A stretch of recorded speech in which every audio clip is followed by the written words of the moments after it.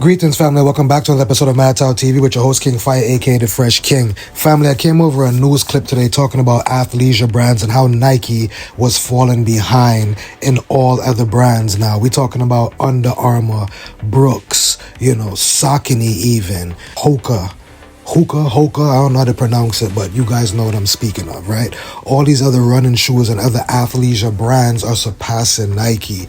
Is it a change of the guard? Are people getting tired of the technology?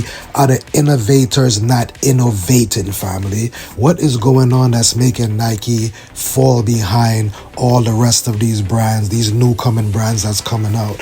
I'm still loyal to the Nike brand, but I've definitely found shabby, terrible product and the innovation not really being pushed to a limit, or even, up to some levels of some of these other brands that are not Nike, brands that you would think are under Nike. So I just want to know, is it a change of the guard? What's happening, family? But without further ado, let's jump into this news clip and find out what's really going on with the athleisure wear. Nike shocked the market. Nike is the world's largest sportswear brand. This year, the company is on a mission to get its stride back.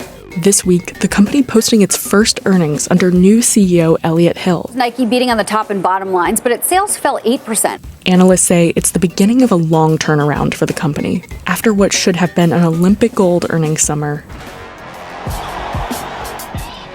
Nike shocked the market.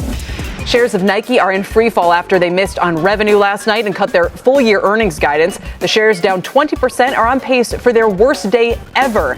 The plunge wiped out $28 billion of Nike's market cap. The stock is cut in half since the all-time high in November of 2021. Experts say this was part of a years-long series of strategic errors. When a $50 billion business sees a down 10% quarter, it's not an overnight occurrence. Nike has fallen behind, and I think that's illustrative of the fact that they've had a bit of a lull when it comes to innovation. Now, all eyes are on Nike's new CEO, Elliott Hill, to turn the company around. Can Nike's new CEO get the iconic sportswear giant back on track? The trajectory of them getting to $1 billion in 1/8 the time of Nike.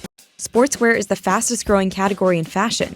But now, challenger brands have grown their revenue faster than established companies. Here in Zurich, the brand On, a Swiss sneaker company, is taking on Nike. The way the shoe looks is like nothing else on the shelf. Its new spray-on technology can make a pair of sneakers in just minutes. While Fiore, a Southern California-based company, continues to impress investors. Fiore was really our answer to build product we couldn't find. The best pair of shorts for guys. You guys are all sleeping on Fiore. It's taking share. It's taking Lululemon's customers, and it's taking Nike's customers. For the first time, retailers were actually going out there and looking for emerging high-growth brands to take that space. Nike has fallen behind. Everyone wants to disrupt. If you're doing a really great job, sometimes disrupting yourself is a bad thing. It's a very, very fragmented industry. This is going to be how you're going to compete with all the smaller brands that have come from behind and the customers fallen in love with. It became clear that Nike not firing on all cylinders on the innovation front was really when the problem started beginning. And it ceded market share to players, particularly in the running space, like On and Hoka.